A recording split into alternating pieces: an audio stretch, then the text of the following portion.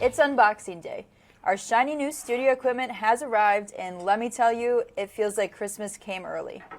Our entire conference room was packed with boxes for a week as everything started coming in.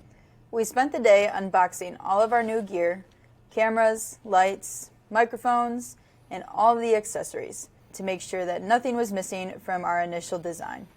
Unboxing day was officially a success. We've been working on getting the studio together for the last few weeks, but now with the equipment here, it's really starting to feel close to having a fully functional studio. Now that we have everything here in our office, it's time to start setting everything up. Stay tuned for the next episode of Lights, Camera, Studio in 30 Days. Thanks for watching.